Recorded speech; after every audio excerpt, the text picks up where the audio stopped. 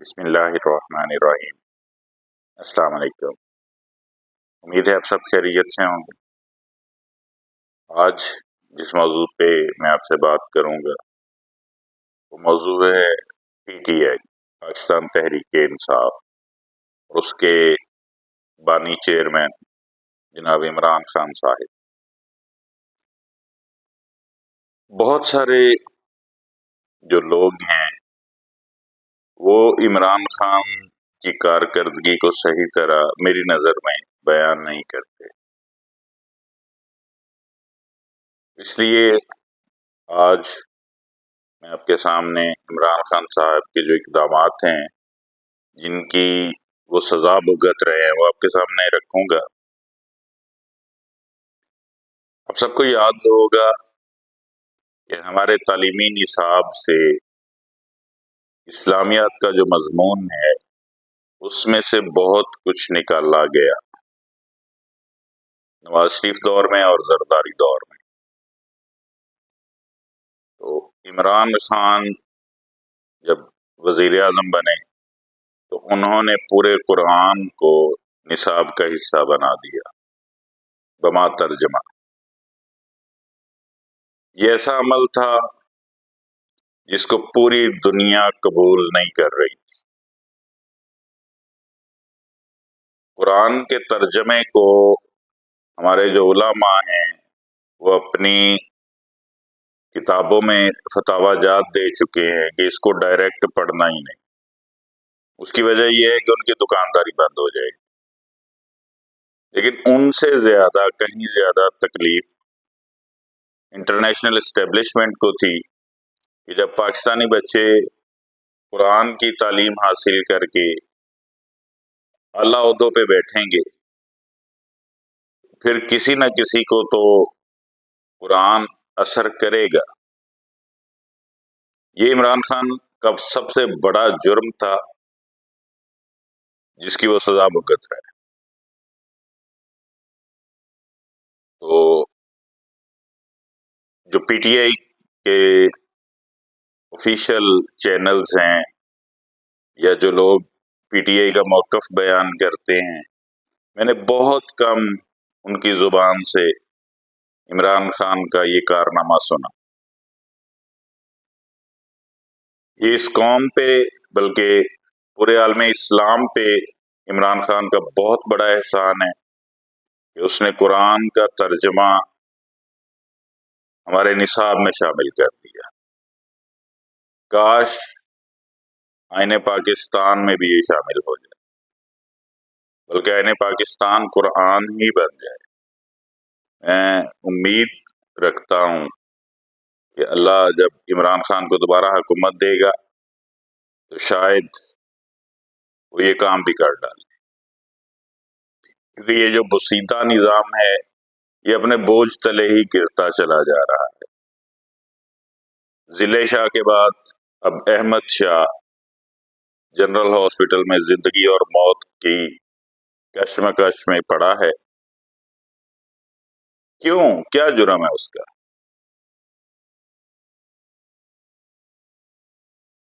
کچھ شرم کرو۔ اس نہج پہ آپ عوام کو لے کے جا رہے ہو، قوم کو لے کے جا رہے ہو۔ پہلے آپ کا جینا لندن میں حرام ہوا تھا۔ آپ خود کو سمجھتے کیا ہو؟ کہ آپ نے بہت بڑے بڑے مکے لہرانے والوں کو نہیں دیکھا کہ ہڈیوں نے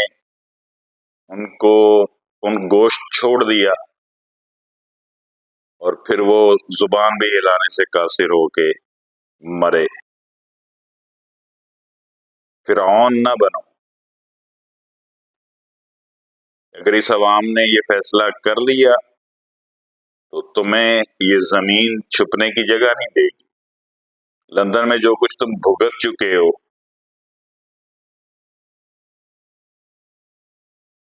کیا وہ پاکستان میں بھی چاہتے ہو؟ اب ان کا بدقسمتی یہ ہے کہ یہ تمام جو سیاستدان جنہوں نے शहबाज शरीफ को वजीर आजम बनाया है, सब सर जोड़कर भी बैठ जाएं और आपस में मिल जाएं तो इमरान खान की 10 मिनट की तकरीर ये नहीं लिख सकते। बोलना तो बहुत दूर की बात है, लिख भी नहीं सकते। वो इनसे कहीं बड़ा लीडर है, कहीं बड़ा लीडर है।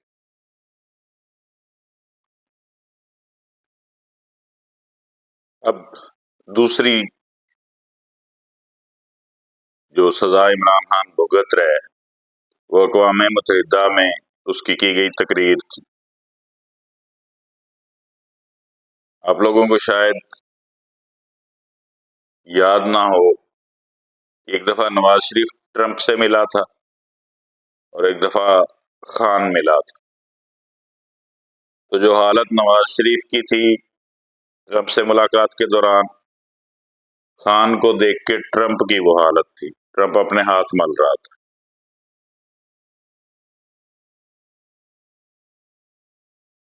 फिर उसके बाद अमेरिका के टीवी पे बैठ के इमरान खान ने अमेरिकन कौम से कहा कि मैंने जिस तरह की आपकी सड़कों की हालत देखी है, आपकी हुकूमत अफगानिस्तान में क्या कर रही है। उसके बाद उसने अक़वाम मुत्तहिदा में जो तकरीर की, आप किसी भी तकरीर को उठा के देख लें, बोलना आवाज वो छोड़ दें, आप कोई से दो लीडर दुनिया के उनकी आप तकरीर साथ में चला लें और आवाज बंद कर दें, सिर्फ बॉडी लैंग्वेज देखें तो बॉडी लैंग्वेज में भी कोई सानी नहीं है उसका। और फिर जो उसने वो तकरीर की थी वो तो दुनिया की स्टैब्लिशमेंट को के पांव तले से जमीन निकल गई। और ये जो अभी पाकिस्तान में हुआ है, जो मौजूदा माजी करीब है, पिछला 100 साल या 120 साल, इसमें ऐसा पूरी दुनिया में कभी कहीं नहीं हुआ जो इमरान खान ने करके दिखा दिया है।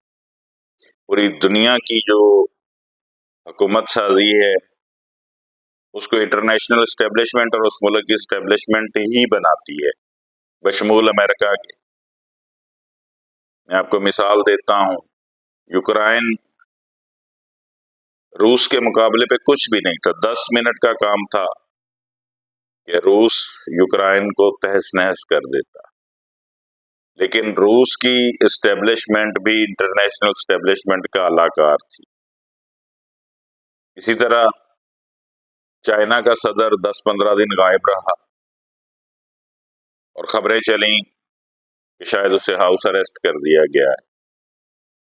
वो ममालिक जो इंटरनेशनल एस्टेब्लिशमेंट के खिलाफ हैं, उन ममालिक की एस्टेब्लिशमेंट भी इंटरनेशनल एस्टेब्लिशमेंट के मातहत ही है।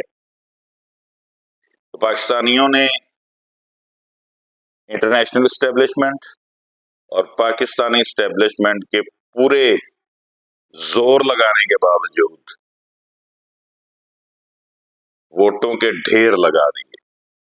ये चीज हजम नहीं हो रही और कुछ लोग बावले कुत्ते की तरह इस कौम को मजाक समझ रहे हैं और बहुत गलत फैसले कर रहे हैं।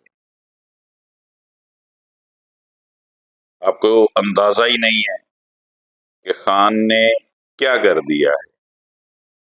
उसने लोगों के जो दिल की बात है उस पे वो काम कर रहे हैं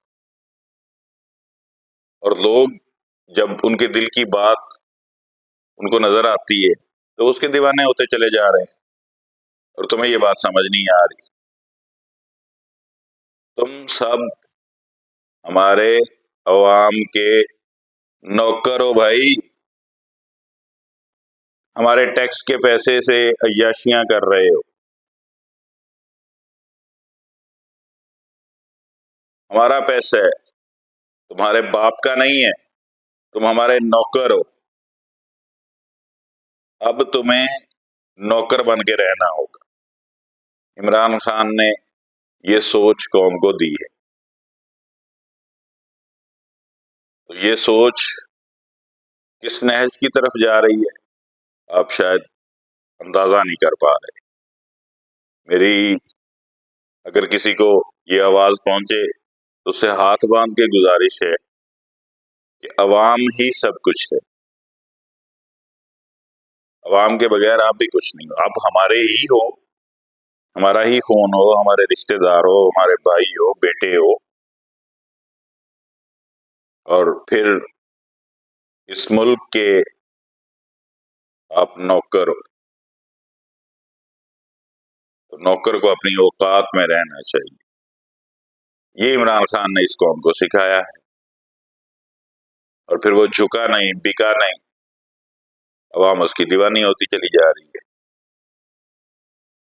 تو میں کوشش کروں گا روزانہ کی بنیاد پہ پاکستان تحریک انصاف کے جو فیصلے ہیں، خبریں ہیں، وہ صحیح سچ آپ کے سامنے رکھوں۔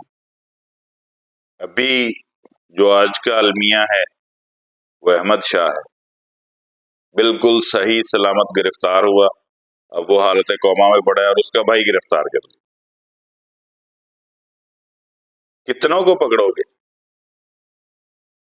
ابھی یہ لوگ کہتے ہیں کہ عمران خان نے ان لوگوں کو بد زبانی پہ لگا دیا۔ حقیقت یہ ہے کہ شعور دینے کے ساتھ ساتھ قوم اس وقت بڑے ہی صبر کا مظاہرہ کر رہی ہے۔ بچ جاؤ اس دن سے جس دن یہ قوم خان سے بھی بے قابو ہو جائے، کیونکہ جب شعور آ جاتا ہے تو پھر لیڈر کی ضرورت نہیں رہتی۔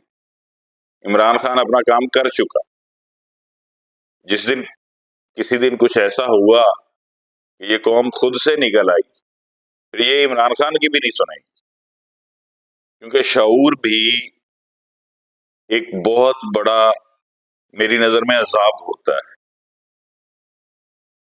تو جو شعور اس قوم کو آ چکا ہے، اس قوم کے نوجوانوں کو عمران خان جو شعور دے چکا ہے وہ بہت خطرناک ہے، وہ سب کچھ بہا کے لے جائے گا۔